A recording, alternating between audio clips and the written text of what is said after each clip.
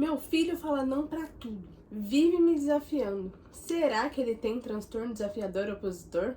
Olá, eu sou a Beatriz Bel, sou terapeuta ocupacional e hoje nós vamos falar sobre a diferença do transtorno desafiador opositor e o autismo. É muito comum a gente ouvir falar que crianças que falam não pra tudo, que estão sempre tentando controlar ali uma situação, que ela tem o transtorno desafiador opositor. Mas vamos pensar. Quando a gente fala do autismo, nós pensamos em crianças que têm um repertório comportamental muitas vezes restrito, uma dificuldade em comunicar e expressar aquilo que eles estão sentindo e muitas vezes uma dificuldade em mudar de brincadeira, de situação, fazer essa troca de demanda. Muitas vezes é muito desafiador para elas. Quando a gente está em um ambiente em que não é do controle dessa criança, existe uma tendência dela querer se manifestar através da oposição. Mas não no sentido de desafiar, não no sentido de provocação, não no sentido de rebeldia, mas sim com essa necessidade de controlar essa situação. O autista, muitas vezes, ele nem sabe como dizer sim para determinadas situações. Então é muito importante nós tomarmos cuidado com esse novo diagnóstico aí que surgiu, né? Que não é tão novo assim, mas que tem uma tendência de um olhar mais aguçado agora, devido às informações que temos na internet, pro transtorno desafiador opositor. O transtorno desafiador opositor, ele não é apenas a criança que fala não para tudo. Muitas vezes a criança fala não antes mesmo da gente propor uma atividade. Mas qual é a grande diferença? A questão da hierarquia. Então, ela desrespeita os pais, os professores, pessoas que estão acima dela em questão de responsabilidade. E muitas vezes essa criança desafia essa autoridade no sentido de provocar, de entender qual é a reação do outro. Quando eu fizer isso, como o meu terapeuta vai reagir? Se eu cuspir no meu pai, como ele vai reagir? E muitas vezes o autista, por ter dificuldade na teoria da mente, por exemplo, que é essa questão de entender o que se passa na cabeça do outro e até mesmo na sua própria mente, ele não vai conseguir desafiar nesse nível, né? Por isso que existe então essa diferença.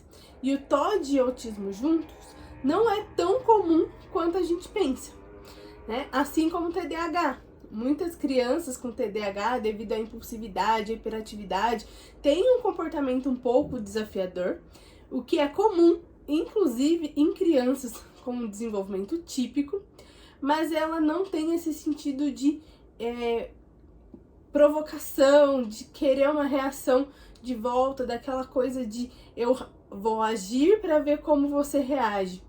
E o transtorno desafiador opositor, ele precisa de uma atitude mais firme, né? Em que a gente se posicione de uma maneira mais rígida, para que ele consiga então compreender que, por mais provocativo que ele seja, essa hierarquia vai existir e quem está no controle são os adultos e não a criança.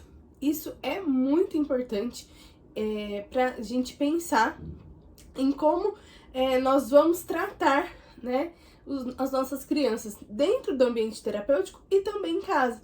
É muito comum a gente ver uma dificuldade dos pais em manter essa questão da autoridade. Quando a criança tem um comportamento mais desafiador, os pais muitas vezes falam: ah, filho, não faça assim, não pode fazer assim, até mesmo pela questão do diagnóstico. Mas se a gente não mantiver, no caso do transtorno desafiador opositor, essa postura rígida de não, quem manda aqui sou eu, muitas vezes nós não vamos conseguir ter esse controle desses comportamentos mais agressivos, mais na intenção de provocação. Eles vão continuar, muitas vezes, provocando cada vez mais até esperar uma reação mais drástica dos pais, né? Dos pais, do terapeuta. E isso é outro ponto, né? O desafiador opositor, a questão da hierarquia não é só dentro de casa. Ele não respeita hierarquicamente nenhum responsável por ele. Nem os pais, nem o professor, nem o terapeuta, nem o vizinho, nem outras crianças. É uma criança que está sempre querendo brigar com outras crianças, tomar conta ali da situação, mas sempre de uma maneira mais manipuladora, mais desafiadora, não tanto numa intenção de controle, no que é no caso das crianças com autismo, né? As crianças com autismo que têm esses comportamentos, muitas vezes, que também desafiam, que também são opositores, mas é num sentido mais dessa necessidade de manter o controle, de estar ali diante daquela situação. Então, se vocês gostaram desse vídeo, se essas informações foram pertinentes para vocês, curtam aqui o vídeo, se inscrevam no canal, compartilhem com outras pessoas, tá bom? E até o próximo vídeo.